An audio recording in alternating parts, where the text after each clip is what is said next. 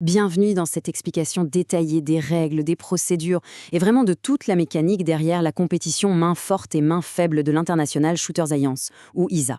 On le sait, quand on évalue des compétences de tir à un tel niveau compétitif, la structure, c'est absolument primordial. La marge d'erreur, elle est littéralement de zéro. Le but aujourd'hui, ce n'est pas juste de lire un manuel d'instruction rigide. On va plutôt décortiquer la psychologie, la pression et la mécanique derrière chaque étape de ce parcours.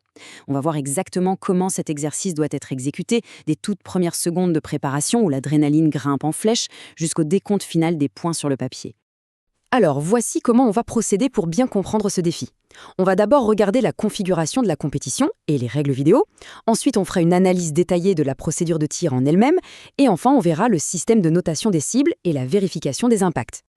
Allez, c'est parti avec notre première partie, la configuration de la compétition et les règles vidéo, c'est-à-dire toute la préparation du stand de tir. Et comme on va le voir, tout se joue bien avant même de toucher l'arme. La sécurité et l'uniformité, c'est vraiment la base absolue de toute compétition équitable. Les participants doivent donc impérativement vérifier leur équipement. Et ça veut dire utiliser spécifiquement la cible B27 dans son édition Gunswap. Mais l'élément crucial ici, attention, c'est que l'arme à feu doit commencer la compétition en étant entièrement chargée à l'intérieur de l'étui. Et pourquoi c'est si important? Eh bien parce que ça simule des conditions de port réelles. Pas de place pour une erreur de manipulation ou une préparation un peu hasardeuse une fois que le chrono démarre. Et bien sûr, on n'oublie pas les basiques. La protection oculaire et auditive doit être portée à tout moment. C'est vraiment la fondation non négociable avant même d'envisager de dégainer. L'intégrité de l'épreuve commence avec la caméra. L'enregistrement doit débuter en montrant très clairement une cible vierge, prouvant qu'aucun tir n'a encore été effectué. Ensuite, en gardant la caméra allumée, le compétiteur recule jusqu'à la ligne de tir. Et là, une fois en position, la procédure exige d'énoncer clairement son nom et son pays face à l'objectif. Franchement, il y a un poids psychologique immense ici. Décliner son identité et représenter sa nation à voix haute, ça officialise la tentative devant le monde entier. C'est le moment précis où la concentration doit être absolue. Et la distance exacte à laquelle on doit reculer et établir sa position de tir, c'est très précisément la ligne des 7 yards, soit environ 6,40 m.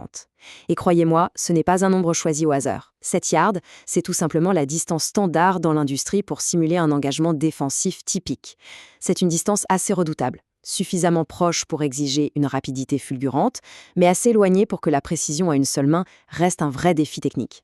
Le point névralgique de toute cette préparation, c'est le flux vidéo. Il doit rester absolument ininterrompu, une seule prise et zéro montage.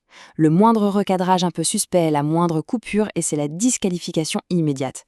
En fait, ça signifie que le compétiteur doit gérer une pression constante, de l'annonce de son nom jusqu'à la vérification du dernier impact de balle, sans aucun droit à l'erreur.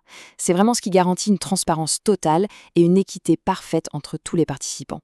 Bon, la scène est en place. Passons maintenant au cœur de l'action avec l'analyse de la procédure de tir et l'exécution sur la ligne. En gros, cette épreuve coupe l'exercice en deux et joue à fond sur la capacité d'adaptation du cerveau humain. On commence la séquence en utilisant exclusivement la main forte, et ce, directement depuis le mouvement pour dégainer. C'est évidemment le mouvement le plus instinctif. Mais la véritable difficulté, elle arrive lors de la seconde phase, quand il faut transférer l'arme pour terminer avec la main faible ou la main de soutien. Faire ce changement radical avec l'adrénaline qui monte et le chronomètre qui défile, c'est exactement là que les meilleurs se démarquent. Concrètement, dès que l'arme est sortie de l'étui, exactement 4 tirs purs doivent être effectués en utilisant uniquement la main forte. Sans le soutien de la deuxième main pour verrouiller la prise et absorber le recul, chaque détonation fait relever le canon de façon beaucoup plus agressive. Ça exige un contrôle musculaire absolu de l'avant-bras et un réalignement parfait des organes de visée en une fraction de seconde. Ensuite vient la fameuse transition entre les deux mains. C'est le moment le plus critique. Tom de Gunswap recommande une stratégie biomécanique vraiment fascinante pour ça. Il nous dit « Écartez votre pouce pour libérer de l'espace pour votre main faible, montez plus haut sur la queue de castor, puis changez de main. » C'est brillant. En écartant le pouce, on crée littéralement la place pour que la main de soutien vienne prendre une prise haute et ferme, sans risque de faire glisser l'arme ou d'actionner le bouton d'éjection du chargeur par erreur. De l'ingénierie corporelle appliquée à l'urgence. Une fois que l'arme est solidement transférée, le combat mental commence véritablement. Il reste 4 nouveaux tirs, mais cette fois-ci avec la main non dominante. Et c'est un moment de grande vulnérabilité. Le cerveau est un peu désorienté par cette motricité fine moins développée, la poignée semble soudainement étrangère et le tremblement naturel du bras est considérablement amplifié. C'est précisément lors de ces 4 tirs de la main de soutien que les points cruciaux du championnat se gagnent ou se perdent. Bam, le dernier coup de feu retentit. Mais attention, l'épreuve n'est pas terminée. L'adrénaline est à son maximum. Mais le protocole après le tir est un test de discipline stricte. Il faut immédiatement sécuriser l'arme, soit avec un drapeau de chambre vide bien visible, soit en la replaçant dans l'étui. Ensuite, et c'est primordial, on s'assure d'obtenir une image bien claire du temps final affiché sur le chronomètre. Et tout au long de cette procédure, le flux vidéo doit continuer de tourner sans relâche pendant la marche de retour vers la cible. Le chronomètre est enfin arrêté. Il est grand temps d'aller voir les résultats avec notre troisième section, les cibles de notation, la vérification des impacts et le calcul du résultat final.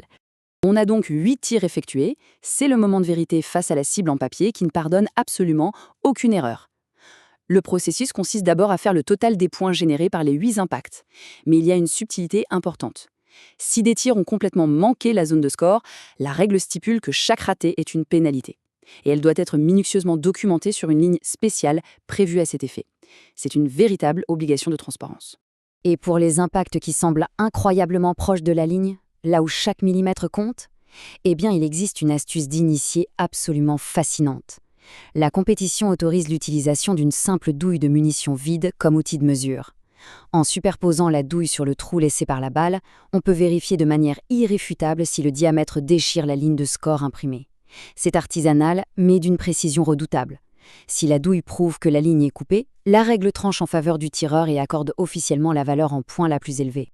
Pour conclure ce décryptage, on voit bien que cette compétition est un modèle de structure qui exige une discipline de fer. La vraie question, ce n'est pas seulement de savoir si l'on est capable de tirer 8 coups précis, c'est surtout de savoir s'il est possible de maintenir une concentration mentale et une intégrité absolue, du tout premier réglage de la caméra jusqu'à l'inspection minutieuse de la dernière ligne déchirée sur le papier. Pour ceux qui ont le courage de s'y essayer et de se mesurer à cette rigueur impitoyable, le lien officiel et le lien des cibles seront ci-dessous.